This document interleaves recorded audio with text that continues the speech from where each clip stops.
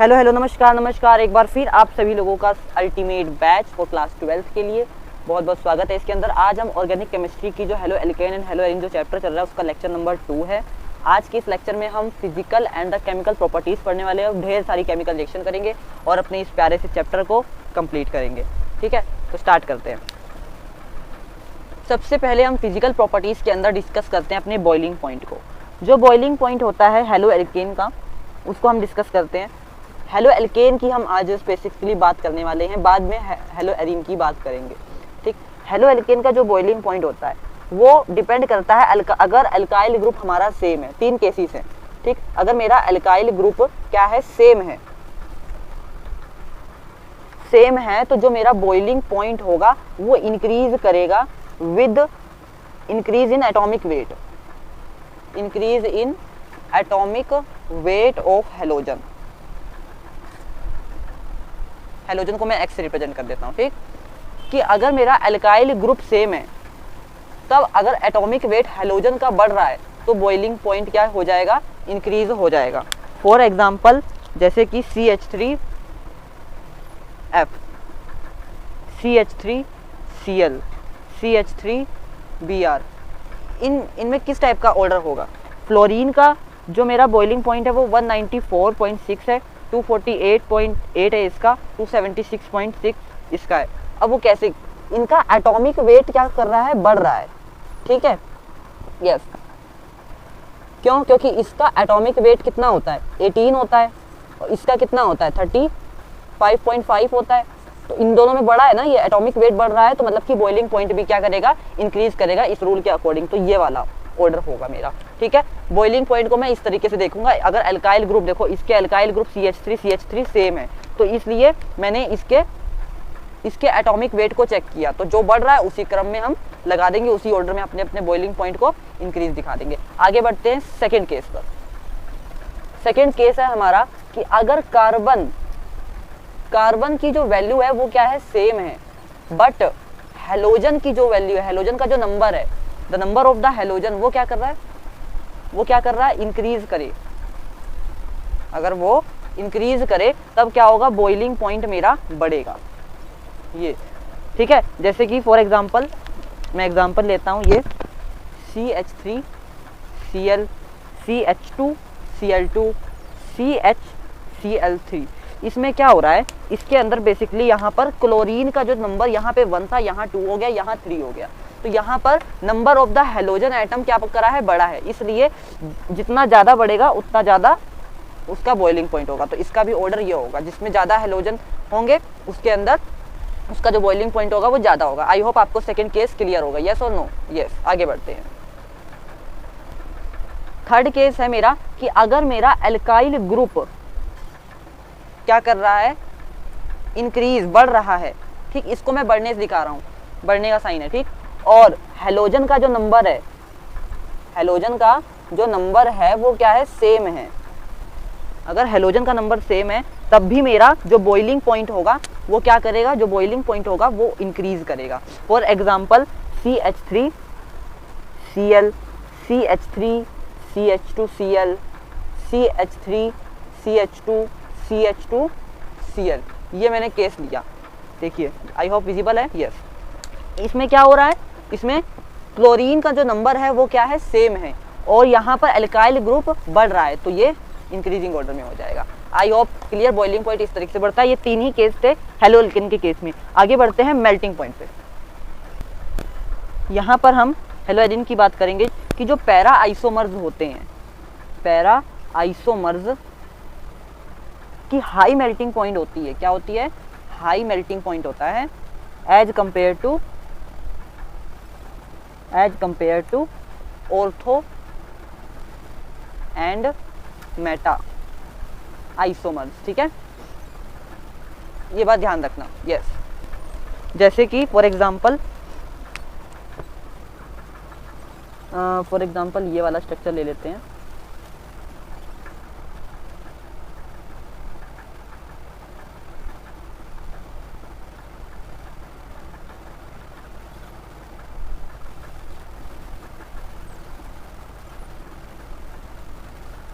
अब इसके अंदर इसके अंदर ये है पैरा पोजीशन, मैंने आपको पिछले लेक्चर में बताया था, ये पैरा है, ये क्या है मेटा, एंड ये ऑर्थो। तो इसके अंदर जो पैरा होगा वो सबसे हाई मेल्टिंग पॉइंट रखता है, ठीक है, एज कम्पेयर टू इट। ये बात आप लर्निंग वाली है, ये बात ध्यान रख लीजिएगा। अब आगे बढ़ते हैं हम अपनी डेंसिटी के टॉपिक पर। जो मेरी डेंसिटी है, density of alkyl halide, alkyl halide की जो डेंसिटी होगी बच्चों, वो डायरेक्टली प्रोपोर्शनल होगी नंबर ऑफ कार्बन एटम पर, ठीक है, और डायरेक्टली प्रोपोर्शनल होगी नंबर ऑफ हेलोजन पर, हेलोजन्स पर, एंड डायरेक्टली प्रोपोर्शनल होगी atomic weight, atomic weight of halogen atom, halogen पर। ये बात ध्यान रखना। फॉर एग्जांपल जैसे C3H7Cl, C3H7Br, C3H7 आयोडीन, तो इसके अंदर एटॉमिक वेट का मैंने यहाँ पर लिया, तो इसके अंदर आयोडीन का एटॉमिक वेट क्या है, ज़्यादा है, और ये सारे तो सेम है, तो ये वाला ऑर्डर आ जाएगा। आई होप आपको समझ में आ रहा होगा। डेंसिटी इन 3 क्राइटेरिया पर डिपेंड करती है। अब आगे बढ़ते हैं हमारे सोल्युबिलिटी वाले टॉपिक पर। जो हेलो एल्केन होते हैं वो क्या होते हैं, are very slightly soluble in water, very slightly soluble in water,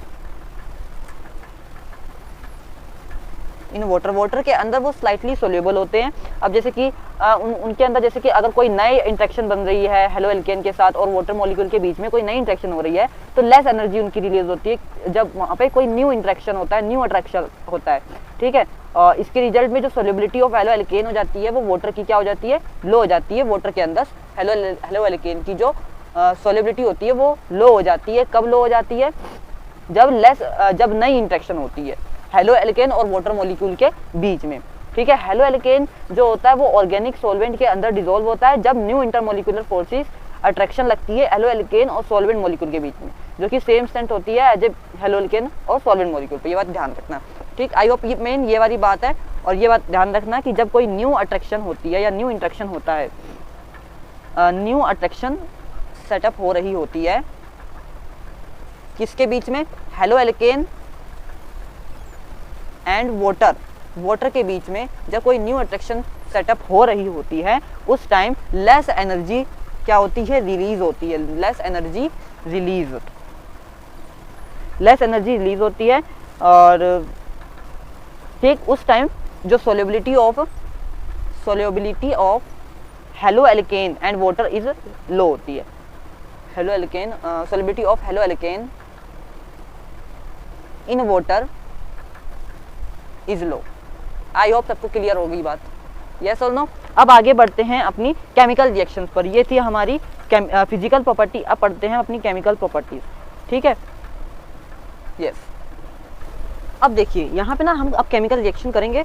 अब यहाँ पे आपको समझना बहुत ही इजी होने वाला है, क्योंकि भाई मैं ना और टीचरों के तरीके बिल्कुल भी नहीं पढ़ाता, मैं बिल्कुल पढ़ाता हूँ एक कंसेप्ट से। आज हम ना पहले जीएफ और बीएफ की कहानी सुनेंगे, ध्यान से सुनिएगा। इसी कहानी के अंदर आपको पता ही नहीं लगेगा आपने कब पढ़ लिया, ठीक। मैं थोड़ी देर ले रहा हूँ आपका, इसके अंदर 10 मिनट अच्छे से दीजिएगा, कहीं भी तो ध्यान ना जाए, यहीं पे रहे ध्यान।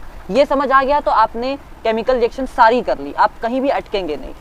हेलो एल्केनी चैप्टर नहीं, इस 12th क्लास की जितनी भी केमिस्ट्री है, जितनी भी ऑर्गेनिक केमिस्ट्री है, उसके अंदर जितनी भी केमिकल रिएक्शन है, जो भी इससे रिलेटेड होगी वो सब आप कर लेंगे, ठीक। तो बिल्कुल ध्यान से सुनिएगा, बिल्कुल ध्यान समझिएगा। मैं हर एक पॉइंट को बिल्कुल धीरे धीरे बोलूंगा और अच्छे से समझाऊंगा, ठीक है। तो स्टार्ट करते हैं। ये देखिए हमने यहाँ पर एक स्ट्रक्चर लिया, ठीक। ये जो कार्बन है ये है इसकी गर्लफ्रेंड, इस ब्रोमीन की, ये है बॉयफ्रेंड। ब्रोमीन है हमारा बॉयफ्रेंड और ये है गर्लफ्रेंड, ध्यान से सुनिएगा, ठीक। अब ये जो गर्लफ्रेंड है, ये बॉयफ्रेंड, इन दोनों के बीच की जो रिलेशनशिप है ये बहुत ही अच्छी है। कुछ दिनों के बाद इन दोनों के बीच में अनबन हो जाती है और हो जाता है भाई साहब ब्रेकअप, ठीक। ये जो गर्लफ्रेंड है ये फिर इसको छोड़ देती है, यहाँ से भाई ब्रेकअप हो जाता है, इनका जो नाता होता है वो टूट जाता है। और फिर कौन सी पोजीशन आ जाती है, अच्छा ये जो CH3 लगे ये इसके भाई साहब फ्रेंड है, ये दोस्त है, ठीक। अब ये CH3 इससे ही अटैच है, ये तो इसके दोस्त है, ये तो इसके साथ ही रहेंगे ना, तो ये है गर्लफ्रेंड। अब ये जो गर्लफ्रेंड है ये तो अकेली हो गई, ठीक। इसको तो भाई कोई भी मिल जाएगा, लड़कियों तो कोई मिल जाता, लड़कों की होती है दिक्कत तो अरे ये ब्रोमीन अलग हो गया। अब भाई साहब ये ब्रोमीन अलग, चलो भाई हो गया इसका काम तमाम। अब एक दिन की बात है, ये जो गर्लफ्रेंड जो थी ये जा रही थी रास्ते में, उसको रास्ते से ये जा रही थी, ठीक। वहाँ पर इसको कौन मिलता है, वहाँ पर इसको एक और बॉयफ्रेंड मिलता है, ठीक है, जिसका नाम क्या था, OH। OH नाम का एक बॉयफ्रेंड था, वो इसको मिल जाता है, ठीक। अब देखिए OH नाम का इसको बॉयफ्रेंड मिल जाता है। अब ये जो गर्लफ्रेंड है, अब ये इसके साथ अच्छी बॉन्डिंग हो जाती है, तो अब ये इसके साथ डायरेक्ट क्या कर लेती है, विवाह कर लेती है और एक बंधन में बंध जाती है। तो इसका फिर ये बॉन्ड ये बन जाता है, यहाँ से ये OH आके इसके यहाँ पे जुड़ जाता है, ये वाला चार्ज यहाँ पे पॉजिटिव, क्योंकि ये खाली हो गई ना इसलिए ये कुछ इस टाइप की, अच्छा ये दिख नहीं रहा क्या, यहाँ पे फिर इसकी एक अच्छी बॉन्डिंग बन गई। ये बात आपको क्लियर, गर्लफ्रेंड बॉयफ्रेंड वाला कंसेप्ट आपको क्लियर समझ में आया होगा। दोबारा से रिकॉल कीजिए, सबसे पहले इसको हमने गर्लफ्रेंड माना, इसको बॉयफ्रेंड माना, इन दोनों के बीच की जो रिलेशनशिप टूट गई, ब्रेकअप हो गया, ये दोनों क्या हो गए, अलग हो गए, ये दोनों अलग हो गए, ये GF थी पूरी, ये 3 इसके फ्रेंड थे। अब ये क्या हुआ, ये एक बार रास्ते से जा रही थी तो वहाँ पे इसको एक नया बॉयफ्रेंड मिला जिसका नाम था OH, वो उसने इसके साथ अच्छी बॉन्डिंग बनाई और अपने साथ उसकी विवाह कर लिया, वो उसने रिलेशनशिप कर ली। ये थी आपकी रिएक्शन, ये समझ में आई, इसी तरीके से आपको करनी है, ये ही थी हमारी SN1 रिएक्शन। हम पढ़ने जा रहे थे क्या, न्यूक्लियोफिलिक सब्स्टिट्यूशन रिएक्शन, और यही है बच्चों न्यूक्लियोफिलिक सब्स्टिट्यूशन रिएक्शन में SN1 रिएक्शन है ये अपनी, ठीक। SN1 रिएक्शन है, यही कुछ भी नहीं है, यही होता है SN1 रिएक्शन के अंदर, जिसकी जो कि क्या होता है, यूनिमोलिकुलर होता है। अब इसको मैं आपको सही तरीके से समझाता हूँ, ये तो था BF-GF वाला कंसेप्ट, जिस तरीके से आपको इक्वेशन आगे रिएक्शंस कर दी है। एक बार मैं आपको इसको डिटेल में बता देता हूँ कि मतलब स्टडी वाइज ये कैसे है। न्यूक्लियोफिलिक जो सब्स्टिट्यूशन रिएक्शन है ना हमारी, इसको भी एक बार हटा देते हैं। न्यूक्लियोफिलिक जो सब्स्टिट्यूशन जो रिएक्शन है वो बेसिकली क्या है, न्यूक्लियोफाइल को रिप्लेसमेंट करने की रिएक्शन है, ठीक है। इसके अंदर न्यूक्लियोफाइल रिप्लेसमेंट होता है एक से दूसरे में। अब जैसे कि इसके अंदर ब्रोमीन जो था वो क्या था, हमारा एक न्यूक्लियोफाइल था, ठीक है, उससे किसमें रिप्लेस हो गया, OH से। मतलब यहाँ पे टोटली क्या होता है, बॉयफ्रेंड की रिप्लेसमेंट होती है, रिप्लेसमेंट ऑफ बॉयफ्रेंड, ठीक। यहाँ पे बॉयफ्रेंड चेंज हो जाता है, ये बात है गर्लफ्रेंड के साथ।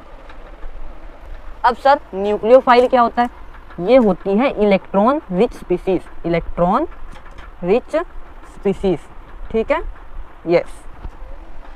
ये ना इलेक्ट्रॉन रिच स्पीसीज है, ये इलेक्ट्रॉन डेफिशिएंट स्पीसीज को ढूंढता है, ठीक है, इलेक्ट्रॉन डेफिशिएंट स्पीसीज को ढूंढता है, जिनके पास इलेक्ट्रॉन की कमी है, डेफिशिएंट स्पीसीज, उनको ढूंढता है ये, ठीक। ये न्यूक्लियोफाइल ये उनके साथ जुड़ना चाहता है। अब जैसे कि वो जो गर्लफ्रेंड थी, अब उसका तो बॉयफ्रेंड उसको छोड़कर चला गया था ना, उसने उसको धोखा दे दिया था, वो बॉयफ्रेंड उसका भाग गया था, चला गया था, ब्रेकअप हो गया था उन दोनों के बीच। तो ये क्या हो गया, फिर इलेक्ट्रॉन डेफिशिएंट हो गया, मतलब कि उसके पास बॉयफ्रेंड की कमी हो गई, बॉयफ्रेंड की इलेक्ट्रॉन मतलब कि बॉयफ्रेंड की डेफिशिएंट स्पीसीज, बॉयफ्रेंड की कमी थी, बॉयफ्रेंड की डेफिशिएंट मतलब कि गर्लफ्रेंड को ढूंढता है ये, ठीक है।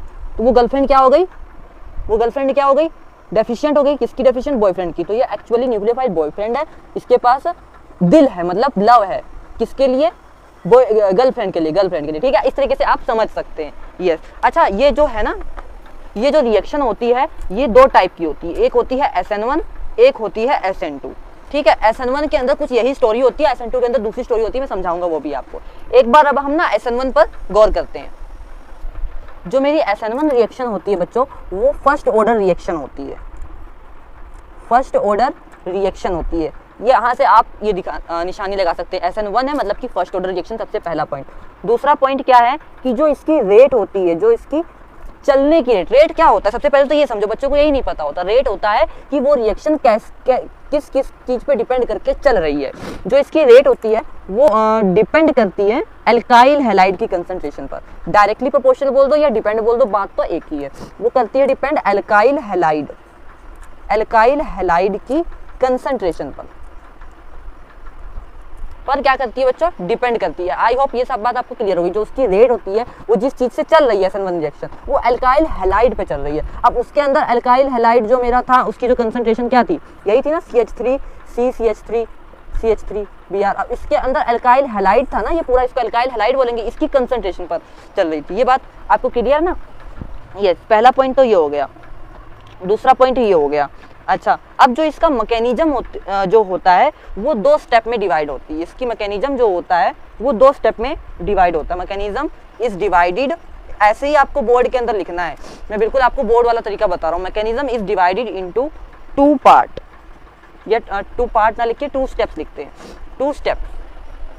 अब आगे लिखने से पहले हम ये 3 पॉइंट आपने लिख लिया, अब इसके बाद हम इसका मैकेनिज्म समझ लेते हैं, फिर उसके बाद आगे के जो पॉइंट लिखूंगा ना वो आपको अच्छे तरीके से समझ में आएगा। मैं इसको मिटा देता हूँ, पहले ये पॉइंट लिख लिए, फिर उसके बाद आप मैकेनिज्म समझिए। उस मैकेनिज्म को करने के बाद आगे आप यही नीचे से पॉइंट लिखने स्टार्ट कर दीजिएगा, ठीक है। यस, मेरे पास डिजिटल बोर्ड होता तो मैं नेक्स्ट स्लाइड ले लेता है ना, इसका क्यों मैं करता, तो समझ लीजिए, ठीक, इस तरीके से या ना आप लिख लीजिए, ठीक है। उसके नीचे से स्टार्ट कर दीजिएगा। यहाँ पे पहला क्या है, फर्स्ट स्टेप। फर्स्ट स्टेप, पहला स्टेप क्या होता है, फर्स्ट स्टेप होता है फॉर्मेशन, विजिबल है ना, yes, formation of carbocation.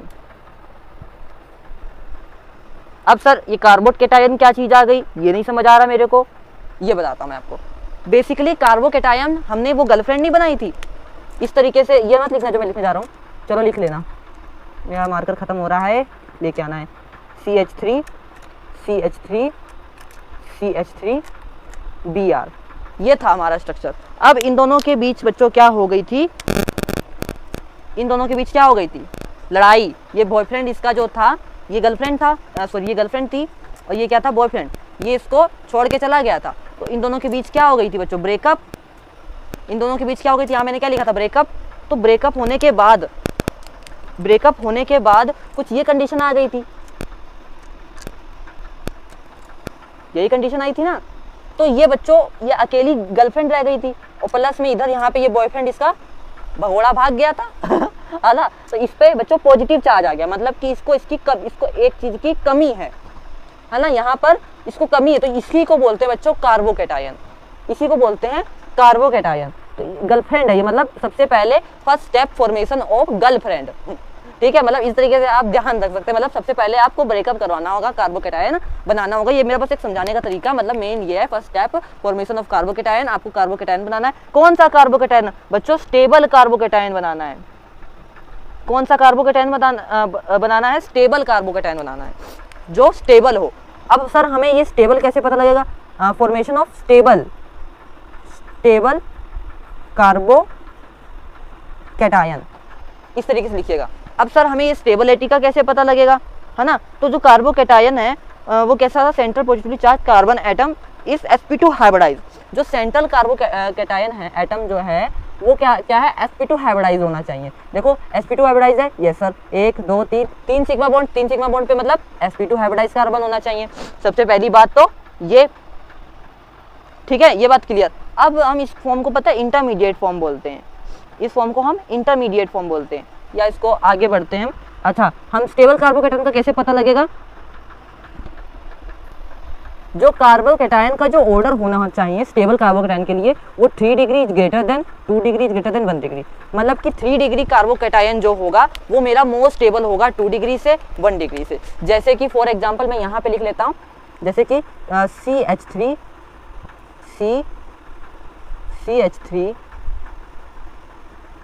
CH3 ये यहाँ पर बना, तो ये कौन सा, देखो कौन सा कार्बोकैटायन है, 1 2 3 3 डिग्री है, 3 अल्काइल ग्रुप इसके साथ अटैच है, तो ये 3 डिग्री ये मोस्ट स्टेबल होगा। अगर इसकी जगह जैसे ये होता CH3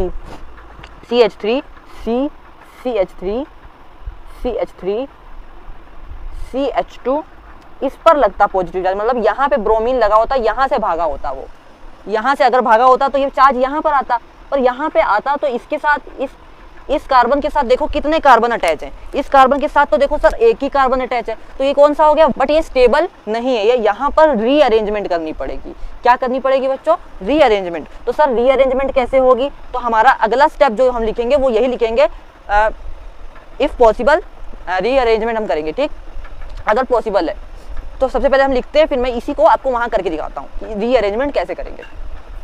देखिए उसके आगे इस तरीके से लिखना है, वही पहले क्या लिखोगे, first step is equal to क्या लिखोगे, जो मैंने ऊपर लिखा था, क्या लिखा था, formation of carbocation, formation of stable carbocation लिखना, ठीक, क्या लिखोगे, formation of stable carbocation and rearrangement if possible, अगर पॉसिबल है तो। जैसे कि अब रीअरेंजमेंट सर कैसे करनी है वो देख लेते हैं। जैसे कि मैंने ये वाला स्ट्रक्चर लिया था उसमें उस समय CH3 CH2, यहाँ पर पॉजिटिव चार्ज मैंने लिया था, यस। अब इसकी मुझे क्या करनी है, रीअरेंजमेंट, इसको 3 डिग्री में कन्वर्ट करना है। तो अब यहाँ पे मैं क्या करूँगा बच्चों, एल्काइल शिफ्ट करूँगा। क्या करूँगा, एल्काइल शिफ्ट करूँगा।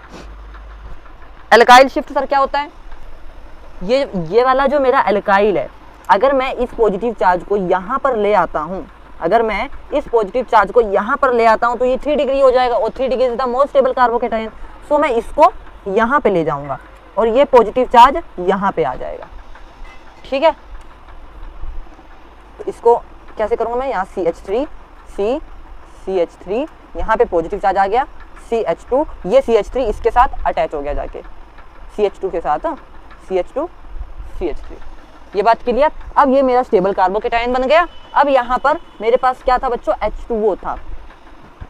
अब मेरा यहाँ से ये मेरा हो गया, इतना आपने लिख लिया, ठीक। अब उसके बाद आप लिखिए, उसके बाद यहाँ पे आप लिखिए सेकेंड स्टेप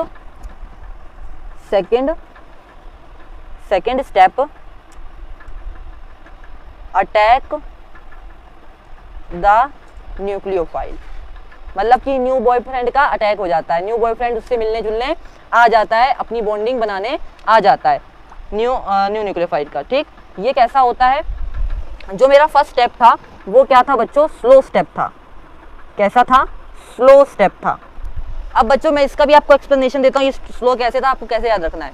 इसको आपको ऐसे याद रखना है, देखिए सबसे पहले वहाँ पर बॉन्डिंग उसकी टूटी, ब्रेकअप हो गया। अब ब्रेकअप होने के बाद वो थोड़ी दुखी हुई होगी, उसके साथ ब्रेकअप हुआ है ना, फिर उसके बाद उसमें रीअरेंजमेंट हुई, उसने अपने आप को ढाला, अपने को सही स्टेज में लेके आई, है ना, ये समझ सकते हैं इस तरीके से। तो इसमें काफ़ी टाइम लगा, तो बच्चों ये हो गया स्लो स्टेप। और देखो नई बॉन्डिंग आई, मतलब कि दोनों में अट्रैक्शन बढ़ी, दोनों के भाव अच्छे मिल गए, है ना, तो वो अटैक न्यूक्लियोफाइल वो आया, उसको वो लड़की को लड़का पसंद आया, जबकि फास्ट स्टेप हो गया। तो बच्चों इसको हम क्या बोलेंगे, ये कैसा स्टेप है, second step is the fast step.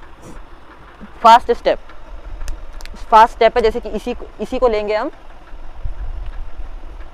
मान लो इससे पहले यहाँ पर यही इक्वेशन थी, इसके साथ यहाँ Br अटैच था, और उसको अटैच करके हमने ये वाला स्टेज लेके आया, वो जो मैंने पहले बताया था आपको, ठीक। अब ये वाली केस इधर आ जाएगा, CH3 C positive, CH3 CH2 CH3। अब ये वाला जो है ना, अब ये वाला क्या है, फास्ट रिएक्शन है, यस सर। अब इसमें जो मेरा वहाँ पे कौन था, HOH, है ना, मतलब कि H2O जो था वहाँ पे था, अब वो उसमें से जो मेरा OH है, जो ये मेरा क्या है, न्यू बॉयफ्रेंड, अब ये वाला जो होगा ये इस पर आके अटैक करेगा, यस और नो, यस सर। ये वाली रिएक्शन मेरी कैसी होगी बच्चों, फास्ट होएगी। तो ये सिंपली इसके साथ जुड़ जाएगा। ये हो गया मिलन भाई साहब इनका, CH2 CH3, ये बन गया हमारी मेन प्रोडक्ट, जो कि मैंने आपको डायरेक्ट भी बनाना सिखाया है, वो गर्लफ्रेंड बॉयफ्रेंड वाले, उससे कि आप डायरेक्ट भी इन दोनों को चेंज कर सकते हो। पर इस तरीके से करोगे ना तो आपकी कहीं भी कभी भी गलती नहीं होगी बच्चों। इस तरीके से करो जिस तरीके से मैंने बताया है, आपको कभी कंफ्यूजन नहीं होगी कि यहाँ पे ये हुआ, यहाँ पे ये हुआ, ठीक है। अब आगे बढ़ते हैं, इनके फैक्टर देखते हैं जिससे ये अफेक्ट होते हैं, यस सर। अच्छा, इसके अंदर 2 चीज़ें और हैं, वो देख लीजिए। इसके अंदर आगे आप लिखेंगे, आगे आप क्या लिखेंगे इसके अंदर, हाँ, कि जो इनका रिएक्टिविटी ऑर्डर है सर वो क्या है। सर अब ये रिएक्टिविटी ऑर्डर क्या है कि मतलब ये ज़्यादा कौन सा सर स्टेबल है, तो 3 डिग्री मतलब tertiary is greater than second degree and 1 degree. जो टर्शरी एल्काइल हैलाइड मेरा होगा वो मोर स्टेबल होगा as compare to secondary and as compare to primary one, ठीक है। ये बात आपको क्लियर होनी चाहिए, यस सर। ये हमारा कैसा होता है, यूनिमोलर होता है, ठीक है। ये इसको हम लिख सकते हैं, इट इज़ यूनिमोलर। और इसको हम यहाँ पे लिखेंगे कि इसको किसकी ज़रूरत है, SN1 रिएक्शन मेरी होती है पोलर सॉल्वेंट के अंदर, पोलर सॉल्वेंट के अंदर मेरी ये होती है, SN1 take place polar solvent के अंदर होती है। ये बात क्लियर। अच्छा, मेरा एक ऑर्डर SN1 रिएक्शन के लिए दे रहा हूँ जो कि पोलर सॉल्वेंट के लिए है। जो H2O का होता है वो क्या होता है, ज़्यादा ग्रेटर देन पोलर सॉल्वेंट है H2O as compare to HCOOH, CH3OH और C2H5OH is greater much greater than to CH3 COH, ये बात ध्यान रखना, ठीक है। ये मेरा पोलर सॉल्वेंट का क्या है, रिएक्टिविटी ऑर्डर है कि कौन सा ज़्यादा पोलर है। H2O is the more polar than to other, ठीक है। ये बात आई होप सबको क्लियर रहनी चाहिए, यस और नो, यस सर। अच्छा एक चीज और बताता हूँ, कई बार रेजोनेंस स्ट्रक्चर हो जाता है बेंजाइल कार्बोकेटाइन के अंदर कि कौन सा सर ज़्यादा स्टेबल होगा एल्काइल हैलाइड के साथ। एल्काइल हैलाइड के साथ जो होगा वो RI जो होगा वो मोर स्टेबल होगा, Br से is more stable to Cl is greater than to Rf। Iodine is the more stable, ये लेट चलेगा मेरा।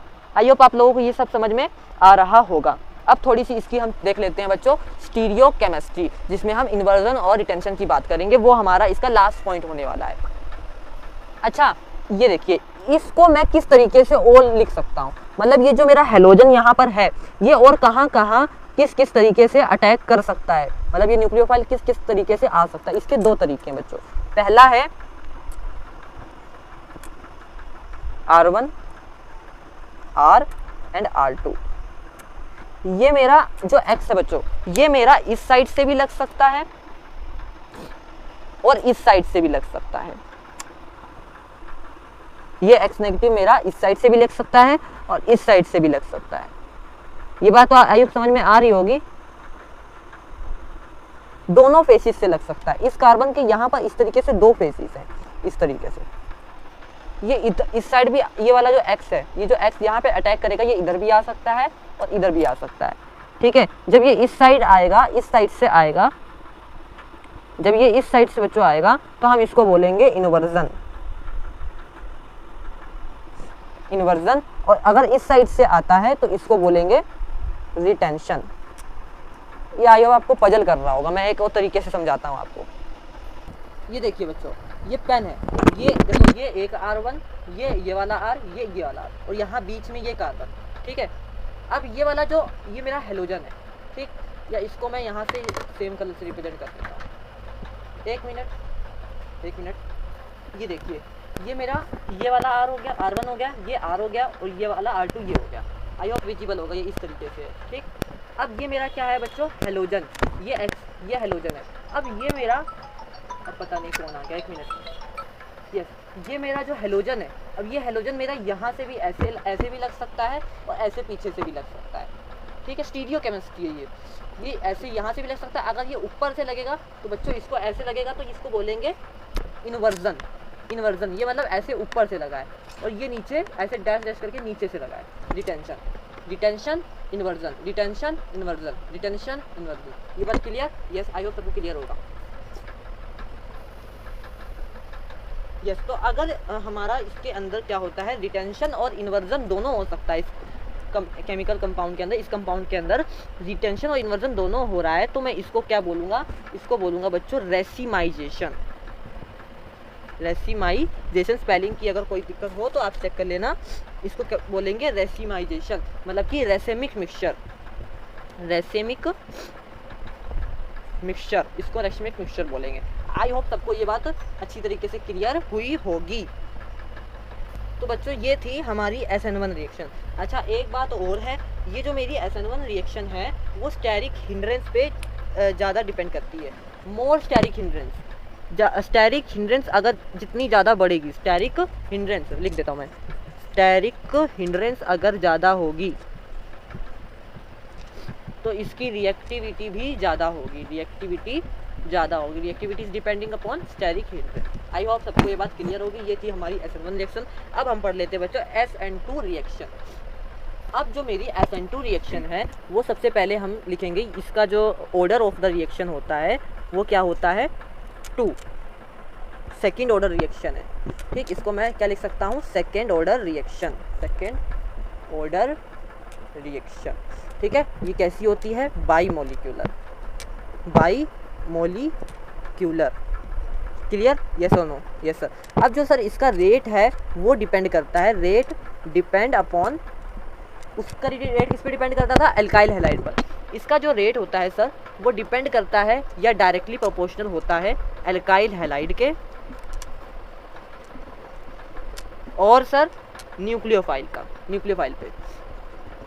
दो, देखो इस ऑर्डर दो मतलब कि रेट दो, मतलब दो चीज़ों पे डिपेंड करता है, अल्काइल हैलाइड और न्यूक्लियोफाइल दोनों पे इसका जो रिएक्शन है वो क्या करता है बच्चों, डिपेंड करता है। इसको वो करेंगे, नीचे लिखेंगे तो इसका कांस्टेंट K आएगा, यहाँ से मैं वापस अल्काइल हैलाइड एंड न्यूक्लियोफाइल।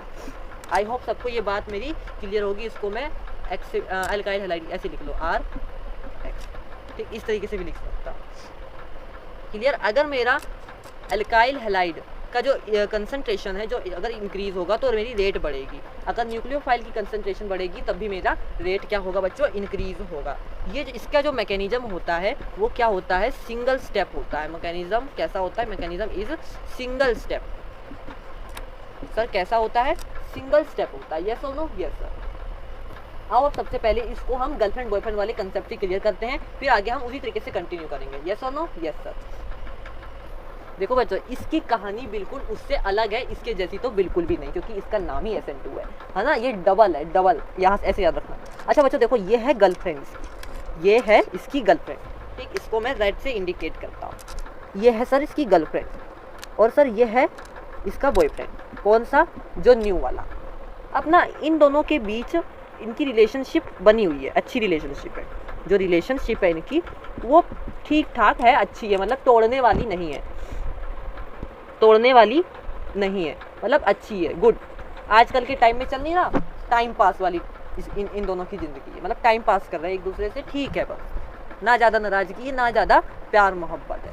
अब इसका ना एक बॉयफ्रेंड आया, ये आया पीछे से, इसकी हुई बैक एंट्री, भाई साहब ब्लैक से रिप्रेजेंट करता हूँ मैं, इसकी हुई पीछे से, यहाँ से, ये यहाँ से आया, क्या इसने यहाँ पीछे से अपनी रिलेशनशिप जारी रखी, दोनों के बीच की बॉन्डिंग नहीं टूटी है, फिर भी ये आया अपनी इससे बात करता है, ये बॉयफ्रेंड इस गर्लफ्रेंड से बात करता है। और जब ये यहाँ पर ये वाला बॉयफ्रेंड जब आया, अच्छे से लिखता हूँ थोड़ा, यहाँ पर जब ये बॉयफ्रेंड आया तब इन दोनों के बीच क्या हुआ बच्चों, इंट्रैक्शन हुआ, ठीक है, इन दोनों के बीच इंट्रैक्शन हुआ और दोनों की बात बन गई। तो यहाँ पर किस टाइप की स्टेज आई, किस टाइप की स्टेज आई, देखो बॉन्डिंग है भी, बॉन्डिंग टूटी नहीं है, ये बात ध्यान रखना, ठीक है। किस टाइप की स्टेज आई मैं वो यहाँ पे लिखता हूँ, उसको मैं रेड से लिखता हूँ। किस टाइप की स्टेज आई बच्चों, यहाँ पर स्टेज आई इस टाइप, इसको मैं H को ऊपर लिख देता हूँ ऐसे, इसको यहाँ नीचे। क्या हो रहा है यहाँ पर, ये जो BR है ये भी अटैच है यहाँ पर, और ये जो इसका यहाँ पे ये जो नया बॉयफ्रेंड आया ये यहाँ पे हो गया अटैच, मतलब कि इसका न्यू न्यूक्लियोफाइल जो कि इसका क्या है बॉयफ्रेंड, ये यहाँ पे हो गया, ये पुराना वाला बॉयफ्रेंड। अब भाई साहब इन दोनों की बॉन्डिंग बन रही है और यहाँ टूट रही है, यहाँ ब्रेकअप हो रहा है, अपने आप हो रहा है ब्रेकअप, ये ब्रेकअप अपने आप हो रहा है, ठीक। इस स्टेज को बोला जाता है बच्चों ट्रांजिशन स्टेट। कौन सी स्टेट सर, ट्रांजिशन स्टेट, मतलब कि साइमल्टेनियसली दो चीज़ें हो रही हैं, लव भी हो रहा है और इधर से ब्रेकअप भी हो रहा है, ये बॉन्ड यहाँ से अपने आप यहाँ से बॉन्ड टूट रहा है। अगर देखो अब जब ये इससे कोई बात करने, अच्छे से बात करने वाला आ गया तो ये इधर ज़्यादा ध्यान देगी, जब ये इधर ज़्यादा ध्यान देगी तो इधर से इंटरेस्ट लूज होगा और इसको कहीं ना कहीं पता लग जाएगा, ये पहले भी ब्रेकअप करने के चक्कर में बैठा था, बस मौका ढूंढ रहा था, फिर ये चला जाएगा, इसको कोई ज़्यादा दिक्कत भी नहीं होगी। पर अब इन दोनों की बॉन्डिंग बन जाएगी, फिर उसके बाद एक ऐसी स्टेज आएगी जब इसका बॉन्ड इसको पूरी तरीके से पता लग जाएगा और इसको वैसे भी इंटरेस्ट इसमें नहीं है, इसको है तो ये आया तो इसके साथ इसकी बॉन्डिंग बन जाएगी कुछ इस तरीके से, यहाँ पे कुछ इस तरीके से इसकी न्यू बॉन्डिंग यहाँ से बन गई, ठीक। और ये वाला जो BR था ये इधर इसका अलग हो गया। ये आई होप ये सबको क्लियर होगा SN2 रिएक्शन किस तरीके से मैंने आपको ये समझाई।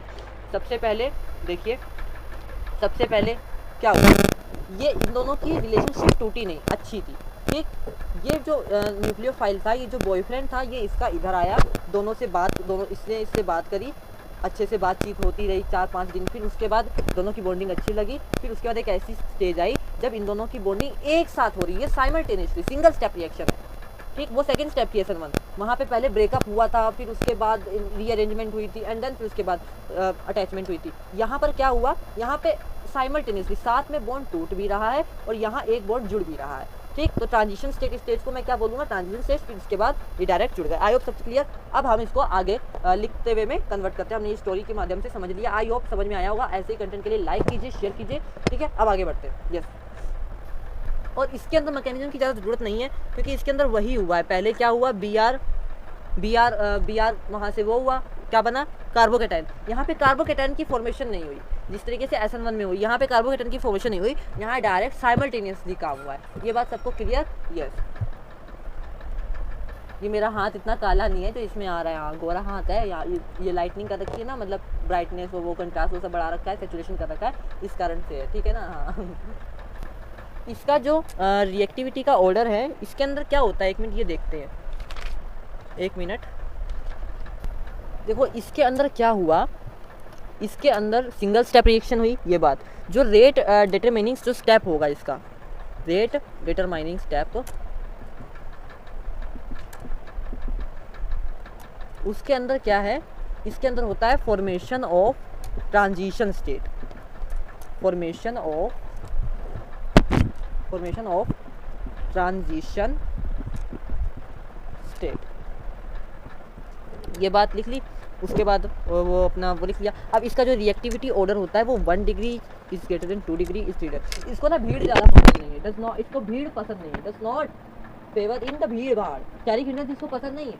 1 डिग्री ज़्यादा, फिर 2 डिग्री एंड देन फिर 3 डिग्री।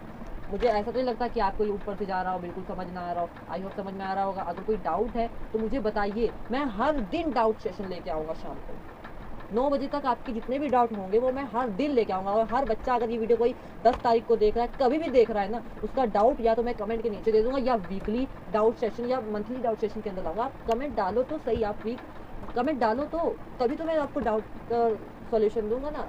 तो आप डालो कमेंट कि मेरे को सर ये डाउट है, इसका तो मैं समझाऊंगा आपको, ठीक है। यस, अच्छा ये बात आपको समझ में आ गई। जो इसकी न्यूक्लियोफिलिसिटी है उसका हमने ऑर्डर देख लिया। अच्छा जो इसके अंदर जो सॉल्वेंट होता है वो कौन सा होता है, पोलर। पोलर तो उसके अंदर होता था, इसके अंदर नॉन पोलर होता है। नहीं, इस जो हमारा SN2 रिएक्शन होता है ना, उसके अंदर एप्रोटिक पोलर सॉल्वेंट का यूज होता है।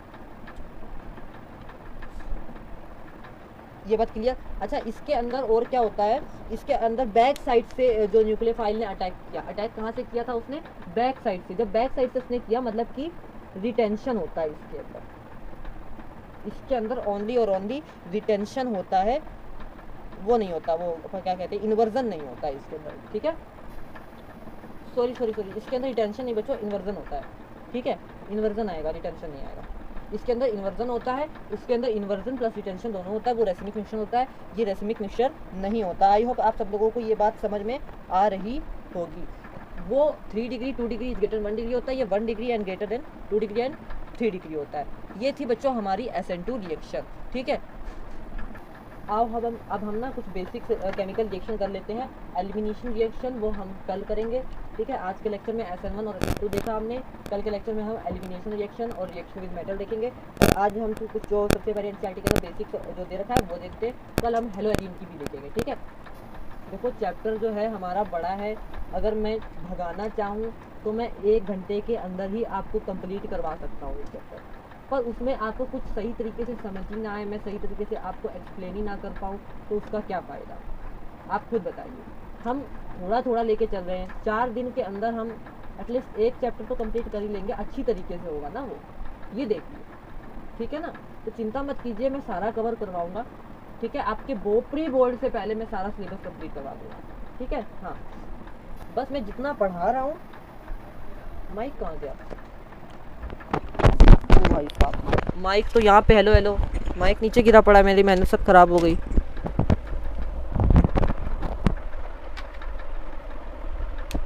हेलो यार, माइक मैंने सारा पढ़ा दिया है। SN1 SN2 रिएक्शन पता नहीं कितना रिकॉर्ड हुआ है, कहाँ से माइक गिरा था समझ नहीं आ रहा, दिमाग खराब होता है। देखिए आई होप आप सब लोगों को समझ में आया होगा। मैं इस लेक्चर को अब यहीं पर एंड करता हूँ। Thank you for attending this lecture. मैं जल्द ही नेक्स्ट लेक्चर लेके आऊँगा, उसके अंदर मैं आगे की बेसिक्स रिएक्शन और मैं आगे आपको एलिमिनेशन रिएक्शन और रिएक्शन विद वो वाला करा दूंगा, ठीक। इसमें SN1 SN2 पे तक चलते हैं, पता नहीं रिकॉर्ड भी हुआ है, ये डालूंगा भी नहीं, अगर डला तो मतलब बढ़िया ही होगा। अच्छे से समझाया, मैंने अपनी पूरी जान लगाई है, थैंक्स। मेरा मन नहीं है क्या पता ना हो रिकॉर्ड, अच्छा नहीं लगेगा, दोबारा रिकॉर्ड करना पड़ेगा, ठीक है। मिलते हैं फिर नेक्स्ट लेक्चर में, तब तक के लिए bye bye, tata, see you.